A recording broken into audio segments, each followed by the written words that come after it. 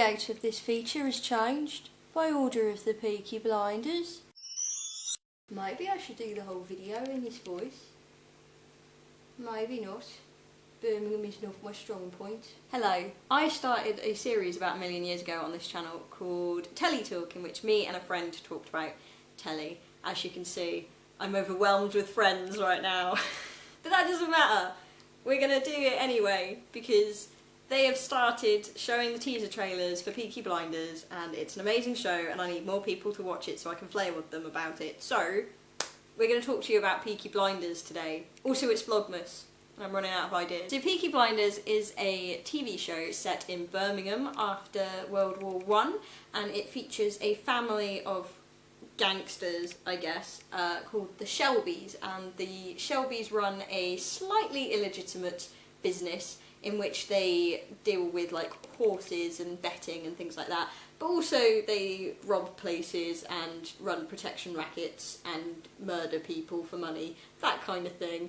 Lovely chaps. So all of the men in the Shelby family wear a hat like this one, and they put razor blades in the peak and they hit people in the face with the hats, hence Peaky Blinders. So one of the great things about this show is the cast and the crew. So firstly, the entire thing is created by a guy called Stephen Knight, who also made the film Locke and lots of other very good things. Then you have the cast. The cast is made up of Cillian Murphy, Tom Hardy, Paul Anderson, Helen McCrory, Joe Cole, Paddy Considine is joining in series 3, and there was also Sam Neill was in series 1 and 2. Like, that is a dream team of cast members. Like, if you could come, oh man, I can't even. Series 1 of Peaky Blinders is all about, it sort of sets up the sort of Shelby enterprise and the family and all of that. And basically, the Tommy and Arthur and John, who are the 3 brothers, have come back from fighting in France during World War I, and they're all dealing with it in various different ways. Like, Arthur is very much like, he has anger issues, and Tommy can't sleep and he takes opiates in order to be able to do that and things like that. And he also doesn't like talking about war at all, and it's really affected his personal life. Like, he doesn't like to get too close to people and all of that kind of business. At some point since coming back from the war and the beginning of the series, Tommy has been stealing things, and he has accidentally acquired a large number of guns which belong to the British government. Now, the British government think that the IRA have them, and Tommy knows that he can't sell them because if the IRA tried to get hold of them, he knows that he and his fellow countrymen are all going to be in trouble, but at the same time he also can't sell them to the British, because if he does, they'll know they're the guns that went missing and he'll be in trouble. And he's basically trying to get rid of these guns whilst trying to keep the family business afloat and all the other little intricacies of life as a Shelby. He is soon joined by a police officer who is an Irish guy, and he has been sent in from the government to try and locate these guns because they've tracked them down to Birmingham, but they don't actually know where they are. This guy, played by Sam Neill, hates Tommy Shelby and all the other Shelbys with a passion, purely because they get away with doing quite a lot because of the whole protection racket thing and all of that kind of business. So he has declared war on the Shelbys, particularly on Tommy, and so chaos ensues because he's looking for these guns. Tommy has these guns, he wants to take Tommy down even though he doesn't know Tommy has the guns. All hell breaks loose. There's also the fact that Tommy has to deal with other gangsters trying to encroach on his territory, and there's a guy called Billy Kimber that wants their racehorses and their sort of business, I guess. So they're also dealing with that. And come the end of the series, there's a bit of a showdown between the Shelbys and Billy Kimber's boys. There's a lot of action going on. When we get to series 2, there's a bit of a power vacuum because Billy Kimber is no longer around, so Tommy has decided he's going to move his enterprise and become multinational.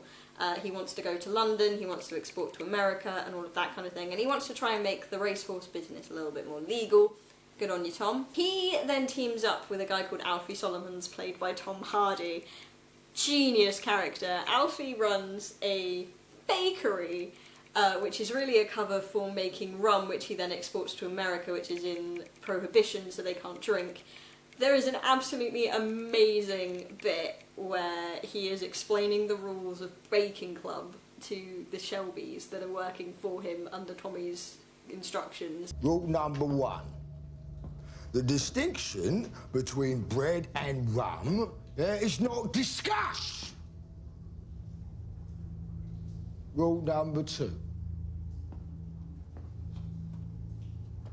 Anything, right, that your superior officer says to you, or any of your other fucking superior officers say to you, yeah? Not discussed! The first rule of Baking Club is you don't talk about Baking Club. I await the day that poor Hollywood chucks that out at people during the Great British Bake Off. So while Tommy and Arthur and John and the rest of the Shelbys are all hanging out in London causing a bit of chaos, trying to muscle in on Alfie Solomon's business and become sort of partners with him, they're rubbing up a guy called Sabini the wrong way. Now Sabini is an Italian gangster, Alfie Solomon's is a Jewish gangster, the two of them hate each other, the Shelbys have come in and teamed up with Alfie, the Sabinis aren't very pleased about this, and also the fact that Alfie isn't getting out of his kind of agreement with the Shelbys what he wants, because Tommy is somewhat distracted, having been recruited by a band of terrorists to carry out assassinations, which if he doesn't carry out, they will kill him. It's all go.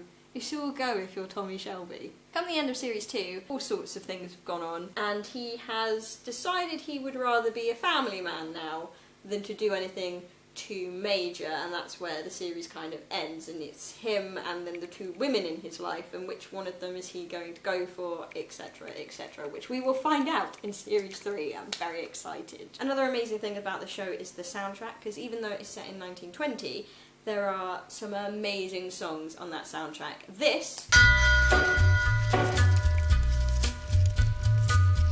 is the theme tune of the show. Nick Cave, genius. The rest of the soundtrack is made up of things like the Arctic Monkeys and things like that. I wish I could do a Birmingham accent better, because then I could actually be in Peaky Blinders. Well, I say this. Most people tend to die in that show. So you can watch series 1 on UK Netflix right now if you have Netflix, or if you maybe somehow, possibly completely legally of course, have access to American Netflix, you can watch series 1 and series 2 on there. All ready for series 3, which starts after Christmas.